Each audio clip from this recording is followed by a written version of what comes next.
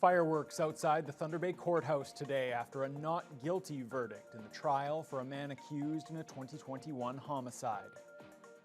Good evening and thank you for joining us. A Thunder Bay man was found not guilty of second-degree murder today. 33-year-old Dustin Moffat has been acquitted on all charges in connection with the stabbing death of 16-year-old Cody Furioso in June of 2021. Lee Noonan joins us in studio with the details. Lee? Thanks, Riley. The presiding judge found the Crown had failed to prove their case beyond a reasonable doubt. Moffat walked out of the courtroom a free man, but soon after that became involved in a heated altercation with a family member of the victim. Friends and family pulled Dustin Moffat away from a confrontation outside the courthouse with police and family of murder victim Cody Furioso. Moffat was found not guilty of second-degree murder and aggravated assault in connection to an incident in June 2021 when 16-year-old Furioso and another youth were stabbed. Furioso later died of his injuries.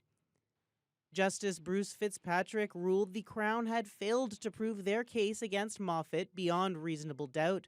Police found Moffat unconscious near the site of the fatal altercation, and Fitzpatrick leaned heavily on video evidence to support his conclusion that Moffat had most likely been lying in that same location at the time of the stabbing. Instead, the judge suggested another man, seen on video with Moffat earlier in the evening, was more likely to be the assailant.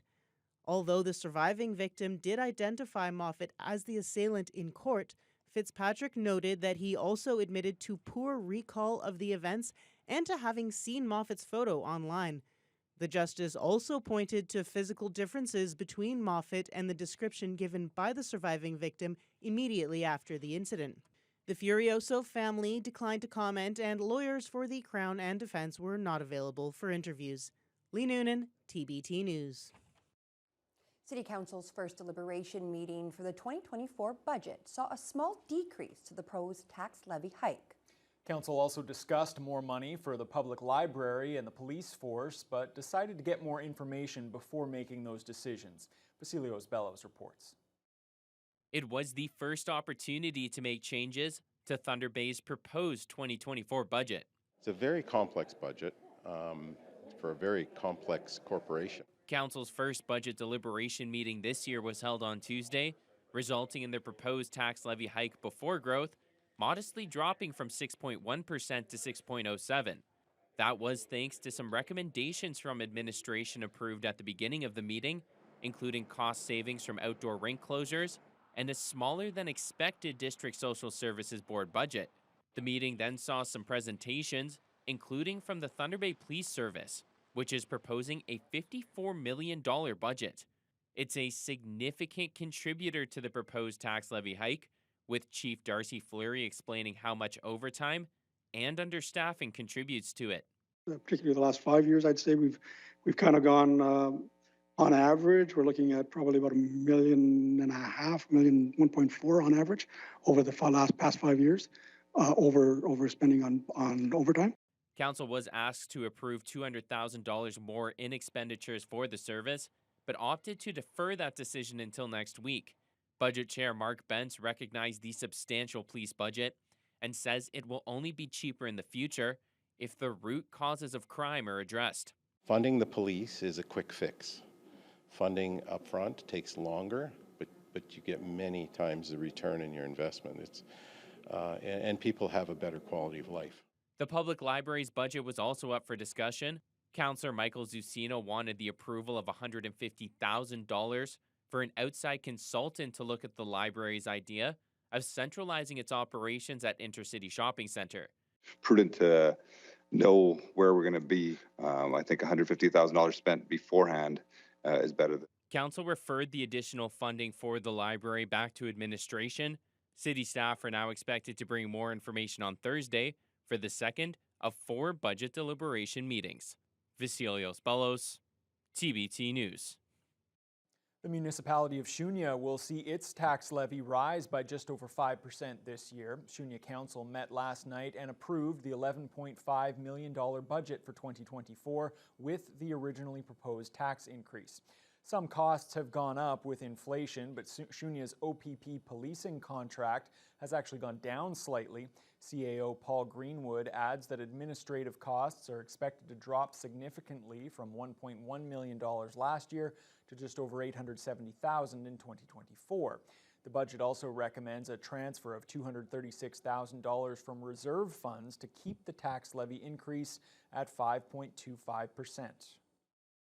Our priority is always on the essential services for our residents, and so we always want to do more, but our focus is on the key services of roads, services, fire and emergency services. And we always look for the opportunity to do more for our residents. A nearly 16-year-long project in Nipissing has finally made some major headway. The federal government is awarding a $37 million contract to Finway Contractors to construct an administration and visitor center for Parks Canada at the Nipissing Marina. The announcement comes nearly 2 decades after Ottawa designated most of the area along the north shore of Lake Superior as a National Marine Conservation Area. The new building will be Park Canada's first ever to be built to net zero carbon standards with a 100-year service life and reduced energy requirements. Once completed, the facility will serve as Parks Canada's primary operations base and visitor reception for the conservation area. Nipissing Mayor Suzanne Kuko says the township has been waiting for this for a very long time. It was October 25th, 2007, when Prime Minister Harper was here at the Nipissing Marina and announced the establishment of this conservation area, and to now where we're getting an actual headquarters and a building in Nipissing. So it's very exciting. When we have assets like this, investments from the federal government through Parks Canada, it allows that region to continue to be able to highlight the beauty of the region for visitors and for permanent residents. Construction will begin this summer at the chosen site, which is currently a large parking lot at the Nipissing Marina. The government says the building will be ready to open in 2026. Members of the Ontario Legislature were in Thunder Bay today to conduct provincial pre-budget consultations. The All-Party Committee on Finance and Economic Affairs held public hearings at the Delta Hotel, giving area organizations a chance to voice concerns ahead of the 2024 budget. Josh Marino reports. Party members from the PCs, the Liberals, and the NDP listened and voiced their opinions as Thunder Bay stakeholders made their cases for inclusion in the upcoming budget by the Ford government. One of them was the Ontario Network of Injured Workers Groups, led by Steve Mantis. He believes the WSIB is not helping protect workers and believes a cost shift will make things worse while simply saving the government money. Employers are now paying 30% of what they paid 30 years ago. And as a result, well, why should we invest in prevention? Why should we invest in health and safety if we can get that return on investment other ways? By not reporting, by managing claims rather than managing health and safety. What affected us the most is the claims that does not get reported. And the claims that are not getting reported is mostly by the residents with the second language or underserved and underrepresented people. Up to 80% of claims that are initially turned down are either overturned in part or in full at the appeal stage. So that's very, very significant. And in that period of time, those workers are suffering. Mantis adds a study taken by Street Health in Toronto found that 57% of the homeless people surveyed had a work injury or illness.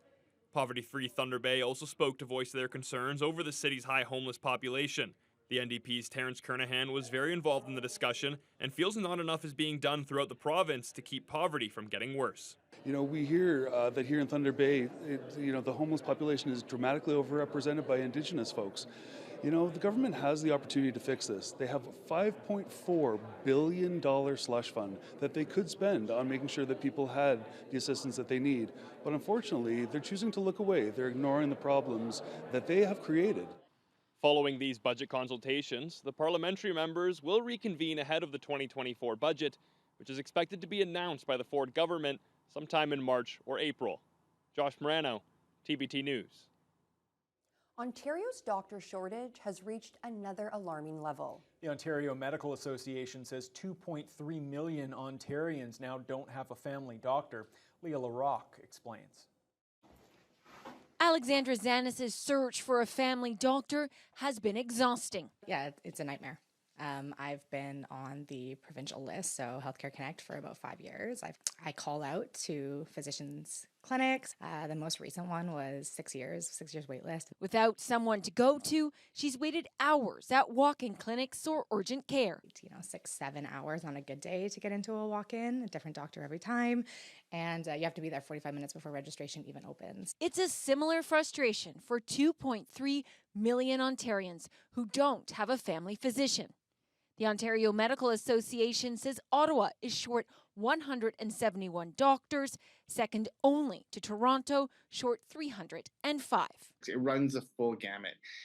Now, the largest proportion of those will be family medicine. In a statement from the Ministry of Health, they say the province has made progress, including adding new family doctors across Ontario, and have expanded medical schools, adding hundreds of undergraduate and medical seats, including right here at the University of Ottawa. Those in family medicine say things will get worse, largely because of burnout or retirement. I feel defeated at the end of every day that of the 30 people that I can see in a whole day of 12 hours now, maybe only half of them will get the care that they require. The rest of them will be on a wait list somewhere else. Requiring if your clinic is accepting new patients. Doug Thompson's doctor of 30 years is retiring.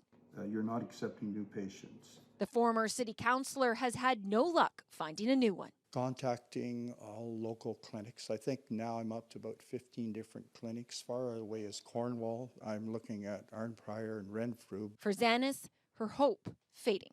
Oh man, what am I gonna do? I don't know. In the long term, I can't imagine being here if I wanted to have a prospective family and struggling with this. I would want to move. Leah LaRocque, CTV News. Big opportunities in mining, forestry, and energy were highlighted today at the Prosperity Northwest Business Conference and Trade Show. The event was meant to connect communities and industry and set the stage for economic development in the region. Jess Clement has the details. Hundreds of local delegates made their way to the Valhalla Hotel Wednesday for the Prosperity Northwest Conference and Trade Show. It featured over 60 exhibitors, as well as various panels that allowed attendees to share strategies on partnerships and opportunities in the Northwestern region. The main focus was on mining, Indigenous engagement, and forestry opportunities. It's all about collaboration and working together, as seen between the partnership that was created to bring this event forward by the Anishinaabe Business Professional Association and the Chamber of Commerce, right? So that, just in itself, having that partnership, bringing the event forward is also very important. Jason Thompson, board member of the Anishinaabe Business Professional Association, notes that this is the second year the ABPA has co-hosted the Prosperity Northwest Conference. He says the event is a great way to foster partnerships between local professionals, networks, and organizations, and set the stage for economic development initiatives and projects. He adds that the event is also a great opportunity for Indigenous business owners. I think it's important too that, for me as an Indigenous business owner, that we're also participating in events like this and ensuring that, through the efforts of reconciliation, we're being seen. And we're also, looking at these opportunities and taking advantage of the opportunities, right? So that's important for me as an Indigenous business owner and an advocate for the inclusion of Indigenous people. During the conference, the Thunder Bay CEDC announced a collaboration with Fort William First Nation, the ABPA, and the Anishinaabe ASCII Development Fund on a study aimed at exploring the economic impact of Indigenous people and businesses in Thunder Bay. Commission CEO Jamie Taylor says this collaborative study seeks to support the growth and development of Thunder Bay as a regional service hub. Communities are visiting constantly for whether or not it be education or healthcare, just general shopping, and we want to be able to quantify that value because we feel that that number is significant in our community, and we want to really value to our community what Indigenous people and business are bringing. The study is expected to be finished at the end of the year. Jessica Clement, TBT News. The president of Avalon Advanced Materials was a special guest at an event last night in advance of the Prosperity Northwest Conference. The social event brought together stakeholders in various sectors to mingle and connect and listen to keynote speaker Zishan Syed. His presentation focused on making sure local stakeholders understand the external environmental challenges for Avalon's proposed lithium processing site on Lakeshore Drive, as well as what Thunder Bay means for the future of the sector. Syed says he enjoys going to conferences like Prosperity Northwest as it allows him to meet new businesses and make connections. I really like the sort of mantra of the conference about being a catalyst for connections and in partnerships. That's really been Avalon's MO from day one. Nobody alone achieves greatness or success. And I think that's really the story of Canada. A lot of different groups come together. We all share a vision, a passion. We're very energetic for what Canada and Ontario can contribute. The city's council composition committee is holding 2 more pop-up sessions this week to gain public feedback in the effort to rethink the way Thunder Bay is governed. Committee members stopped in at the 55 Plus Centre today. The 6-person committee of local citizens has been tasked with recommending changes to the structure of City Council, which could impact the at-large and ward system and the overall size of Council. The committee wants to find out how residents interact with Council and what they think of the current structure. A survey can be filled out in person or online. Committee members are also available at the pop-ups to talk about the project. I was listening this morning to about 4 people beside me here talking about the whole thing, like what do they really want? And I thought, that's what we want. We want people engaged, and that's exciting. We've been to the market, so there's a population there that comes. We've been here to the 55 Plus Centre. Tomorrow we will go to the City Hall. So we're getting different demographics at each of those, and that's what we're looking for, is it's people's opinion. Johnson says well over 300 people have completed the survey so far. She hopes to hear from at least 500 or 600 before the survey closes on Sunday. It's available on the Get Involved section of the city website or at any library branch. A 3rd and final pop-up is happening tomorrow in the City Hall lobby between 2:30 and 5:30. As January comes to an end, the temperatures in Thunder Bay continue to rise. We came close to breaking the record of 6.7 degrees Celsius, dating way back to 1892. The warm weather made this the perfect day for people to lace up their skates and hit the outdoor rink at the Prince Arthur's Landing. People from around the city took full advantage of the beautiful conditions down at the Marina this afternoon. Everyone we spoke to said they were very happy to get out of the house and go for a skate without having to bundle up or freeze their feet. I think it's perfect because you don't have to bundle up in hats and mitts, and you can just come out here in a sweater and have fun. Yeah, it's just nice weather. It's a perfect time for skating. It beats being in a sauna, so I come out, it's really warm, surprising. You just wait, when the sun comes out, this place will be just packed here. The rink at the Marina has an underground cooling system which allows it to remain frozen and in good skating condition, even when the temperatures rise a few degrees above zero. Yeah, and it's a good thing for that cooling system today because hot weather Haley strikes again. The temperature still way above average and way above the freezing mark, Haley. Absolutely. Just as a reminder, our average for this time of year is -7 for the high. And today we reached a high of 4, so not quite the high of 6 that we were predicting, but still very warm for this time of year. We were under cloudy to mostly cloudy skies, and our coldest temperature of the day was -6, and that happened around 7 this morning. And although we didn't reach what was predicted for us today in Thunder Bay, some areas across the region actually exceeded expectations.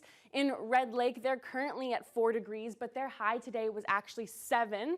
And then in Kenora, their high was 8 today. They're currently at 5. Fort Frances was the big shocker today, though. They actually made it to double digits. Their high was 10 degrees today. They're starting to cool down a little, though. They're now at 7 degrees. Dryden and Atikokan are both at 6 degrees. Atikokan saw a high of 8 degrees. And then over in our east side of the region, Greenstone saw a clear sky day today. They are now under clear skies and at 1. Marathon is also at 1. And then both Wawa and Sault Ste. Marie are at 2 under cloudy skies. for Thunder Bay tonight. We are expecting to drop down to -3, feeling like -9 with the wind chill. We're going to see increasing clouds throughout the night, and we have a 30% chance of precipitation, and that's going to transition as it gets colder from drizzle to potentially flurries, and then of course that risk of freezing drizzle will be present as well. So very warm day again today, but now we're looking at a messier evening for the region. I'll have more details on that later though. Okay, Haley, did I hear you correct? 10 degrees, 10 degrees to the west of us? I know, in January, double digits the in end, January. the last day of January. Yes. Yeah. My goodness. Okay, thanks a lot, Haley. All right, well, turning to national news now, there are more than 24 recommendations that have been made. It comes from an inquest after a former soldier killed 3 members of his family and himself. We'll have those details and more for you when we return right after the break. It took many months to ramp up the care that he so desperately needed. This despite time being of the essence.